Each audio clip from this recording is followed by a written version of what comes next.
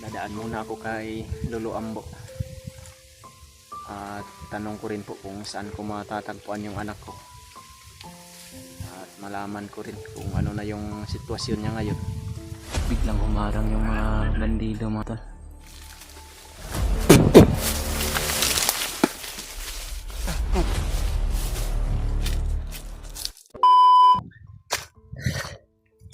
So yun mga tol, isang magandang araw sa inyong lahat dyan. Magpagpalang gabi o ano man oras nyo mapanood tong video na to. Andito na po ako ngayon sa bundok mga tol. Paakyat na po ako ng bundok.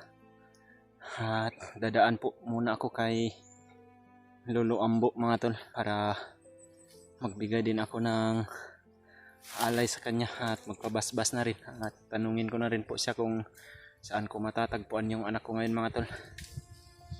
At ako lang po pala mag-isa ngayon mga tol. Ako po mag-isa ngayon sapagkat hindi ko pa alam kung nakababa na ba yung mga kasamahan ko.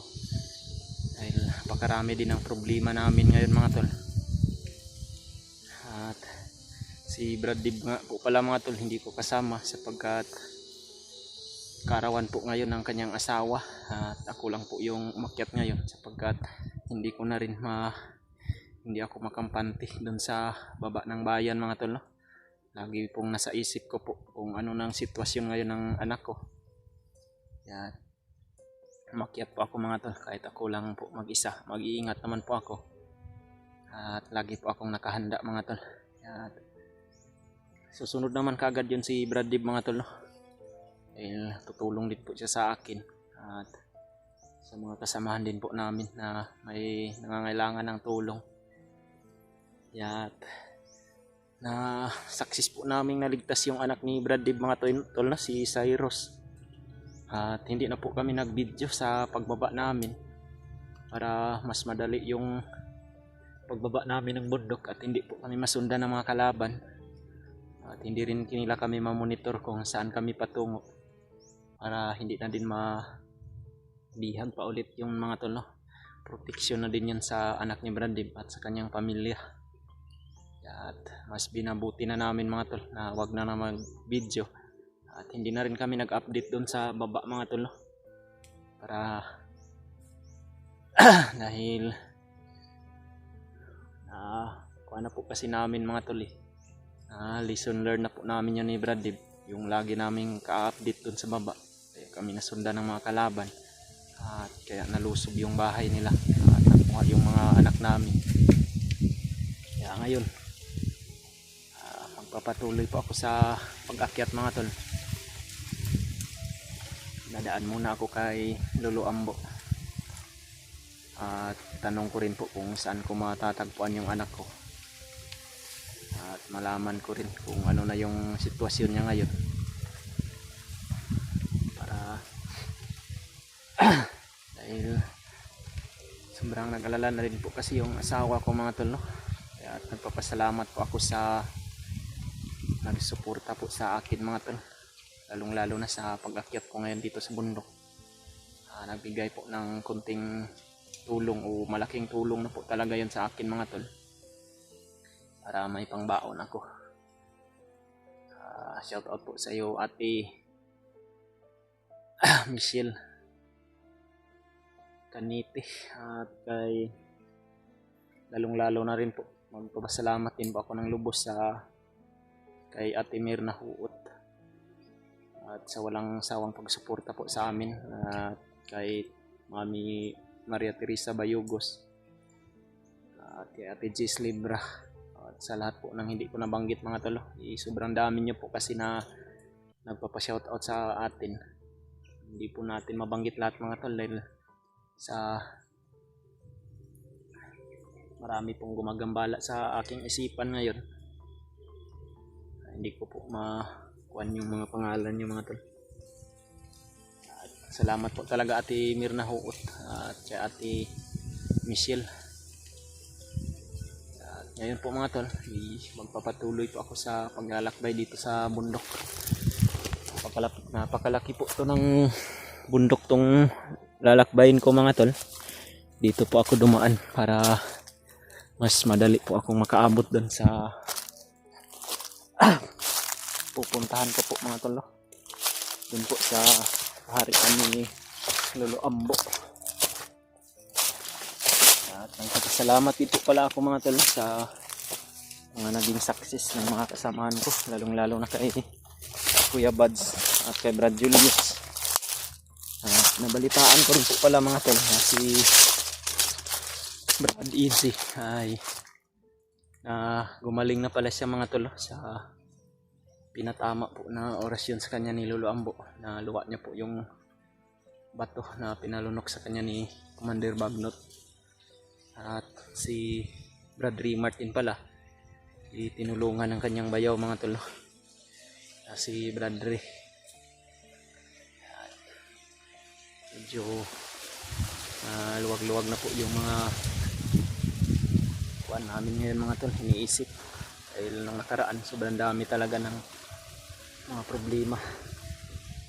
At yung alaga na lang ni Kuya Buds na si Noah yung hindi pa natulungan mga tol. At yung anak ko rin po, kailangan ko talaga yun na makita sa mas lalong madaling panahon yung anak ko mga tol. Dahil sobrang matagal na rin dito yun siya sa bundok. At ang may hawak po sa kanya nung nabalitaan ko po nung sa mga bandido ay si Commander Bangkilaw mga tol. At hindi po ako magkampante dito sa bundok mga tol dahil ako lang po nag-iisa. At ingat po ako dahil napakarami din po ng mga kalaban dito. At kailangan ko talagang mag-ingat mga tol.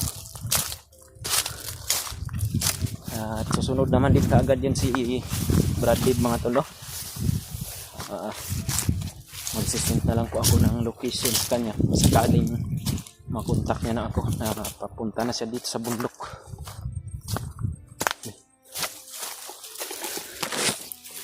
May mga bandido mga tol. Biglang humarang yung mga bandido mga tol. May daanan pala sila ditong hinarangan.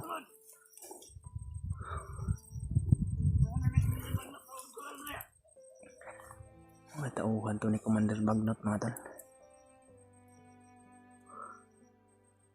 May barikid. Mayroon pala silang barikid dito. Ako po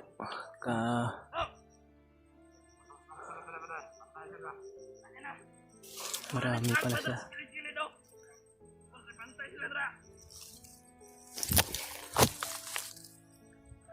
Marami talagang mga kalaban dito sa kagubatan na ito mga tol. Kaya mag-ingat lang po talaga ako mga tol.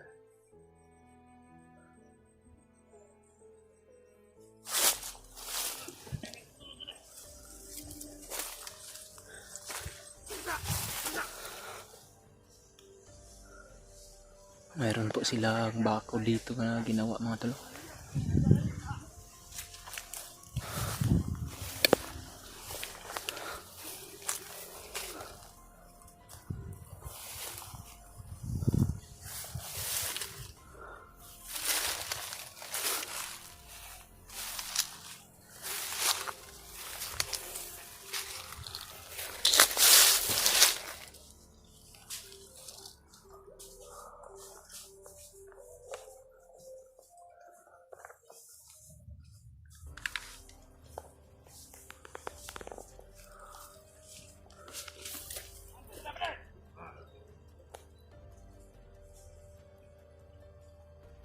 Boundary siguro ito mga tol. Mayroon silang bako dito. Kailangan kong magtagulilong ngayon mga tol para hindi nila ako makita. Iiwasan ko muna makipaglaban sa mga bandido ngayon mga tol.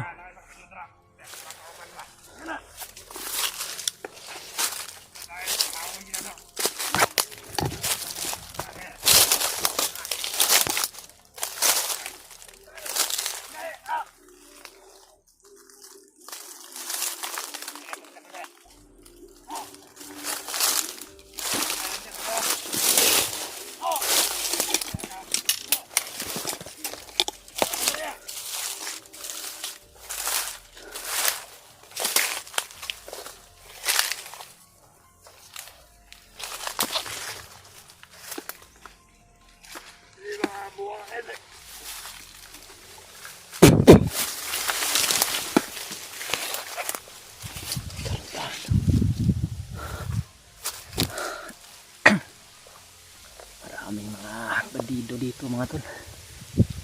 At kailangan ko talaga magdubli ingat.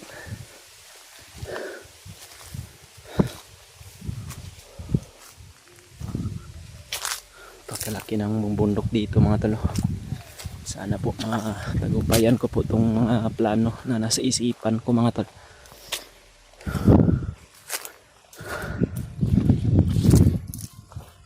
Kailangan ko talaga mag-ingat mga tol.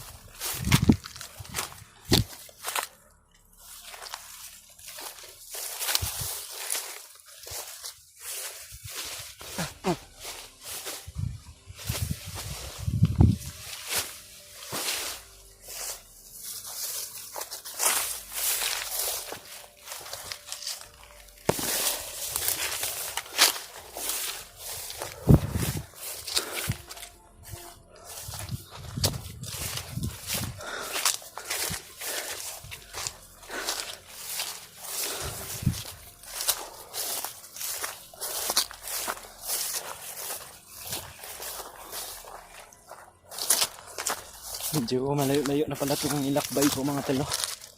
Pero malayo yung pupuntahan ko mga tol. At dito banda, marami pa talagang mga bandido dito. At tataas kasi yung mga bangin dito mga tol. At mag-iingat lang po talaga ako mga tol. Yan po mga tol. Yan, bangin po yan mga tol. Ang baba nito ay ilog. Sobrang taas po itong bangin na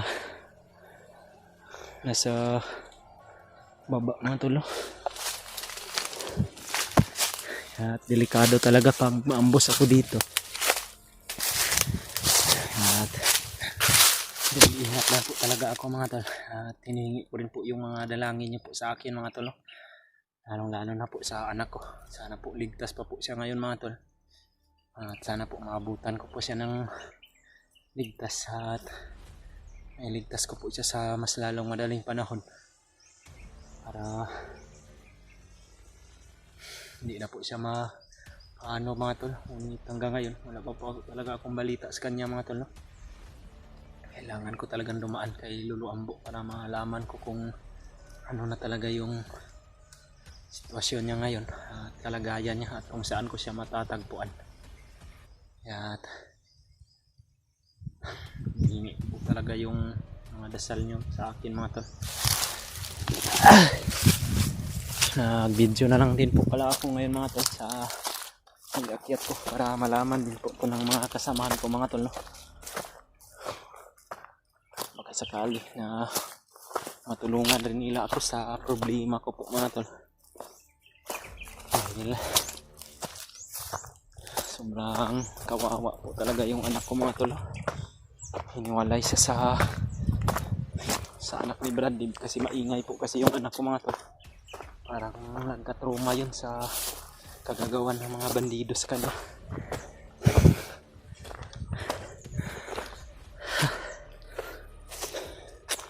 Sobrang napakalaki ng kabukiran dito na kinamugaran ng mga bandido mga tol. Yan o.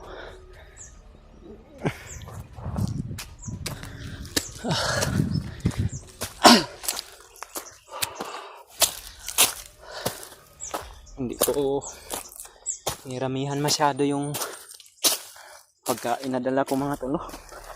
Tamang-tama lang po yung dinala ko. Baka sakali din naman ako na makakita ako ng mga tindahan sa bundok. Dahil sobrang bigat din ng bag mga tol. Pag marami yung dadalhin. Meron namang mga bandido na nakasunod sa akin mga tol. Mga kasamaan siguro ito ng pinaslang ko. Kailangan ko magmadali.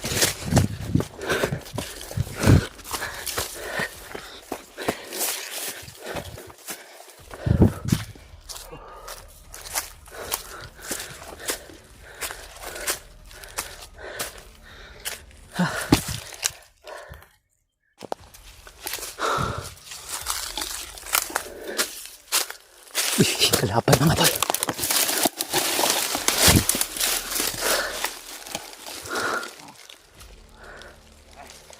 Kailangan ko magtagulilong mga tol.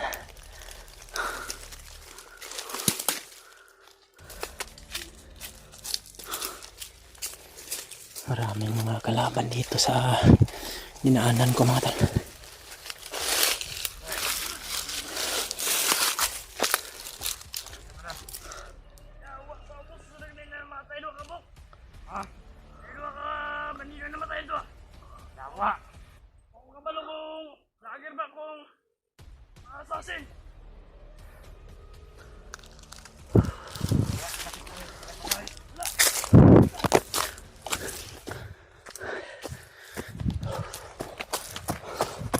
Kailangan kong magmadali mga tol para hindi nila ako makita dito.